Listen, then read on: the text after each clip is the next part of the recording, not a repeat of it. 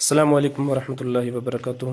جیسے کہ آپ کو پتہ ہے، ہم نے پیچھے پڑھا تھا وہ انسان کے بارے میں، جو ہم یہ وحدانیت کے بارے میں پڑھ رہے ہیں، تو آج ہم پڑھ رہے ہیں دلائل وجود باری۔ دلائل کا مطلب آپ کو پتہ ہے ثبوت ہوتا ہے، اور وجود باری میں نے آپ کو لکھوایا ہوا ہے۔ وجود باری کا مطلب ہوتا ہے اللہ تعالیٰ کی ذات، یعنی اللہ تعالیٰ کی ذات کا ثبوت کیا ہے۔ تو آگے دیکھیں، انبیاء کی مقدس جماعت اور وحی الہی دو ایسے ذریعے ہیں جن سے انسان وجود باری پر یقین کر سکتا ہے، یعنی انبیاء کی جو مقدس جو پاک جماعت اللہ تعالیٰ نے بھیجی ہے، اور اس کے بعد وحی الہی، یہ وحی الہی یعنی اللہ تعالیٰ نے جو اپنا کلام انبیاء کرام پہ نازل کیا ہے، یہ دو ذریعے ایسے ہیں، یعنی انبیاء کی جماعت اور وحی الہی جو ہے، یہ دو ایسے ذریعے ہیں جن سے انسان کیا کر سکتا ہے، وجود باری یعنی اللہ تعالیٰ کی ذات پر یقین کر سکتا ہے۔ تو وہی شرعاً اس علم کو کہتے ہیں جو فرشتے کے واسطے سے انبیاء پر خداوند قدوس کی طرف نازل کیا جائے۔ وہی کس کو کہتے ہیں؟ وہی وہ ہوتی ہے جو شریعت جس کو کہتی ہے، جو اللہ تعالیٰ کی طرف سے، ٹھیک ہے، وہی علم وہ ہے، وہی علم وہ ہے جو اللہ تعالیٰ نے اپنے انبیاء مقدس جو ہیں ان کے اوپر نازل کیا ہے، ٹھیک ہے۔ وہی اس کو کہتے ہیں جو فرشتے کے ذریعے، جو فرشتہ لے کر اللہ تعالیٰ کا کلام جو ہے انبیاء کرام کو آ کے سناتا رہا، اس کو کیا کہتے ہیں؟ وہی کہتے ہیں۔ اور نازل ہونا، اتارنا یا بھیجنا، ٹھیک ہے، جو فرشتے کے واسطے سے انبیاء پر خداوند قدوس کی طرف سے نازل کیا جائے، یعنی فرشتے لے کے اللہ تعالیٰ کا کلام کس کو سناتے تھے؟ آ کے انبیاء کرام کو۔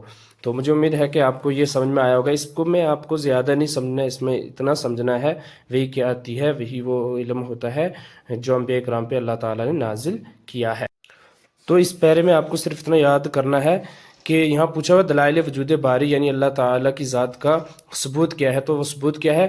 انبیاء کی مقدس جماعت اور وحی الہی جو ہے، یہ دو ایسے ذریعے ہیں جن سے انسان وجود باری پر یقین کر سکتا ہے۔ دو باتیں یاد رکھنی ہیں، ایک انبیاء کی مقدس جماعت جو ہے، دوسری وحی الہی۔ یہ دو ایسے ذریعے ہیں جن کے ذریعے جو ہے انسان کیا کر سکتا ہے؟ وجود۔ آپ کو صرف اتنا یاد رکھنا ہے کہ اللہ تعالیٰ کی جو ذات ہے، اس کا ثبوت کیا ہے؟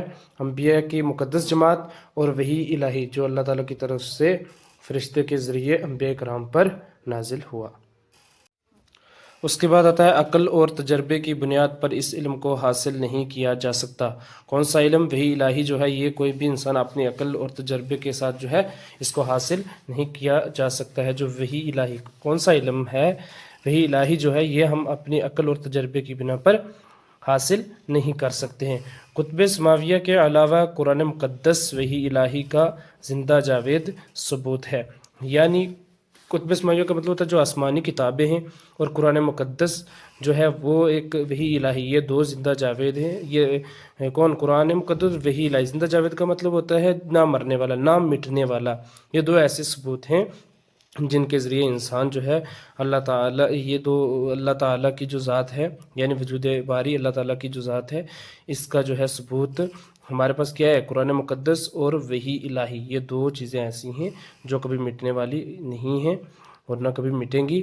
تو آپ لوگوں کو اس پیرے میں صرف اتنا یاد رکھنا ہے کہ کتب سماوی یعنی آسمانی جو کتابیں ہیں، ان کو چھوڑ کے ان کے علاوہ بھی جو ہے قرآن مقدس ہوا، وحی الہی ہے، یہ دو چیزیں ایسی ہیں جو کبھی مٹنے والی نہیں ہیں۔ یہی اللہ تعالیٰ کی ذات کا ثبوت ہے۔ تو مجھے امید ہے کہ آپ سب کو یہاں سے اچھے طریقے سے سمجھ میں آیا ہوگا۔ جہاں سے آپ کو سمجھ میں نہیں آئے گا، وہاں سے آپ مجھے بتائیں گے تو انشاءاللہ میں آپ کو آگے بتاؤں گا، اور اس کے الفاظ معنی جو ہے، جو مشکل ورڈ ہوئے تو میں آپ کو انشاءاللہ الگ سے لکھ کے بھیجوں گا۔ فی الحال آپ کو اتنا ہی یاد رکھنا ہے۔ ابھی آپ کو یاد رکھنا ہے کہ عقل اور تجربے کی بنیاد پر کون سا علم نہیں حاصل کیا جا سکتا، تو آپ کو آنا چاہیے کہ عقل اور تجربے کی بنیاد پر جو وحی الہی ہے، یہ علم انسان نہیں حاصل کر سکتا۔ اور اس کے علاوہ جو ہے اللہ تعالیٰ کی ذات کا ثبوت کیا ہے؟ یہ قرآن مقدس اور وحی الہی، یہ دو زندہ ثبوت ہیں، یعنی یہ بھی کبھی زندہ جاوید کا مطلب ہوتا ہے کبھی نہ مٹنے والا۔ تو انشاءاللہ آپ کو سمجھ میں آیا ہوگا، تو آپ یہاں تک یاد کریں گے اور لکھیں گے بھی، اور پھر جو آگے بچا تو انشاءاللہ وہ بھی ہم آپ کو کروا دیں گے۔ تب تک آپ اس کو اچھے طریقے سے یاد کریں۔ Thank you.